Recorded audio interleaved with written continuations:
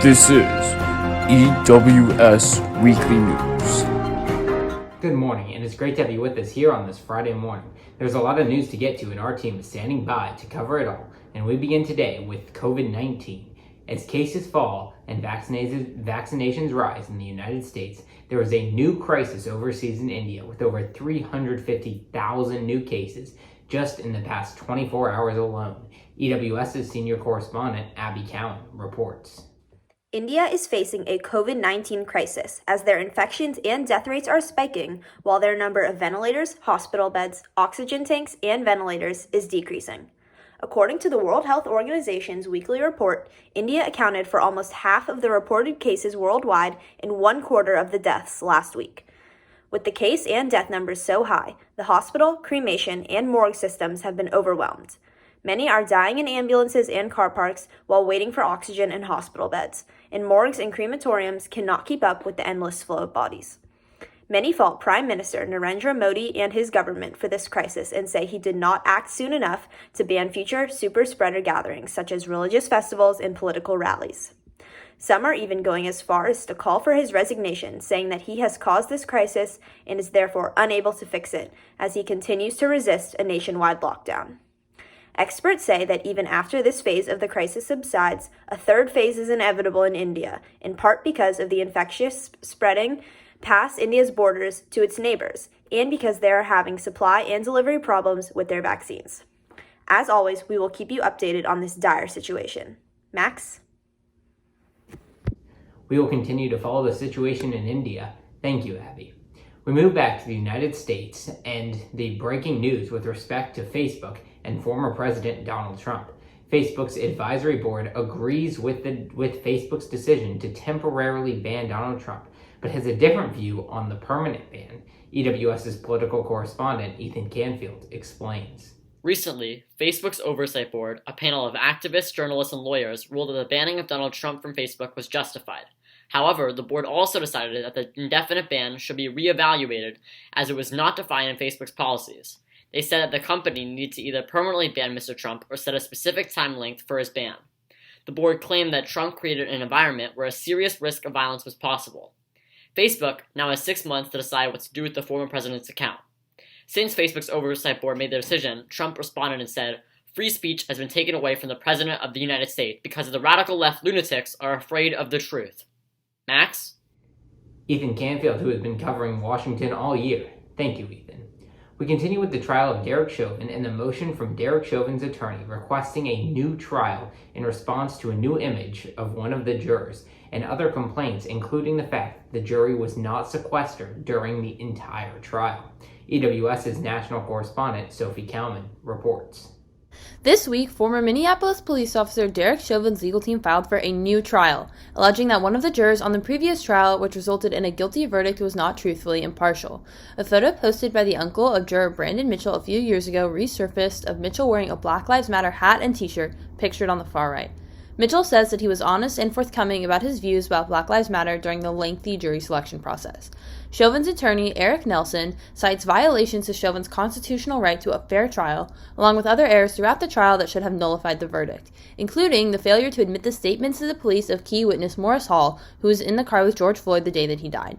There will certainly be more news on this subject in the coming weeks, so the EWS Weekly News will keep you updated on the latest. Max? Sophie Kalman, who has been covering the Chauvin trial for weeks now. Thank you, Sophie. We move back overseas from Israel to Mexico for the international news, and for that, we turn to EWS's international correspondent, Vicky Kai. Thank you, Max.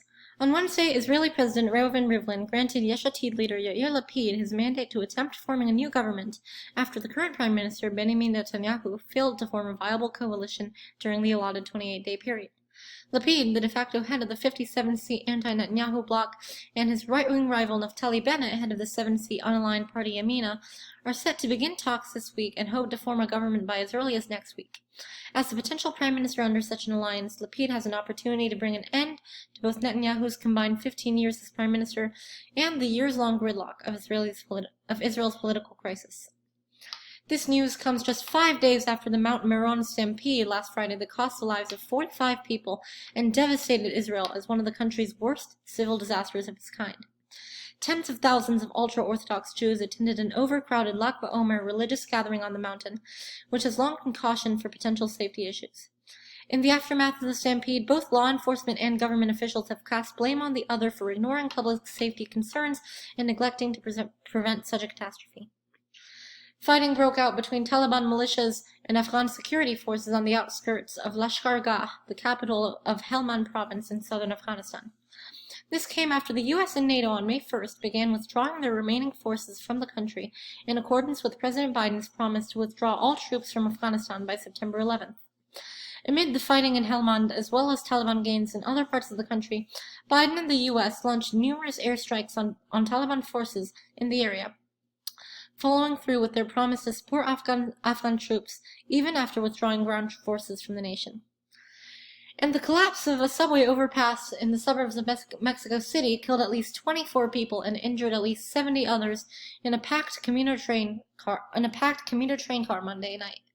The crash happened near Olivos Station on Line 12, the city's newest open subway line, which had been generating growing concerns for years over the safety of its infrastructure following a large earthquake in September of 2017 that devastated parts of the city. We'll keep you updated on these stories, but for now, that's it for our international rundown. Max? Vicky Kai, who has been carefully reporting on the stories from around the globe all year for us. Thank you, Vicky. This was another wild week for weather in both the United States and around the globe. EWS's weather correspondent Phoebe Cosgrove reports on this week's major weather events. Tuesday's storms were absolutely electric. Nearly 4.5 million lightning events were detected, which is the busiest the skies have been since May 20th, 2017. When it comes to predicting how much sea levels will rise as global temperatures warm, the fate of Antarctica looms all important. If Antarctica's entire ice sheet were to melt, it could raise sea levels by nearly 190 feet, more than 9 times as much as Greenland could potentially contribute. Tropical Storm Jobo spared Tanzania the flooding and damaging winds that were predicted. Boulders and rocks long frozen in place across mountain ranges are now tumbling down due to the glacial melt brought on by global heating. An earthquake in eastern India's Assam state cracked walls and floors, but there were no deaths reported. Stay safe. See you next time. Phoebe Cosgrove, who has been covering the weather and the climate both domestically and globally all year for us. Thank you, Phoebe. And finally tonight, some news of my own. This will be my last broadcast as anchor and managing editor of the EWS Weekly News. It has been an honor to share the news of the week with you for these past 6 months. And while I will be headed off to Northwestern next year, this broadcast will be staying right back here in Houston in very capable hands. Abby Cowan and Sophie Kalman, both familiar faces on this newscast, will be taking over, with Abby handling the anchoring and managing editor responsibilities, while Sophie will handle the video editing and technical details. I want to give a heartfelt thank you to our entire team of correspondents who have worked tirelessly on top of school and other extracurricular activities to put together incredible reports on the week's biggest stories. I hope that you have learned something over these past 6 months, that we've sparked your curiosity to watch the news more or to learn more about what's happening around the world. And I know that Abby and Sophie will continue to bring you the most important headlines every single week. It's been an honor to be in this chair, and I thank all of you for watching this newscast every week. Please remember to be kind to one another, and that there's nothing more important than being informed about the world around you. For the entire EWS News team, I'm Matt Schaffner. Have a wonderful day, and you'll see Abby right back here next week.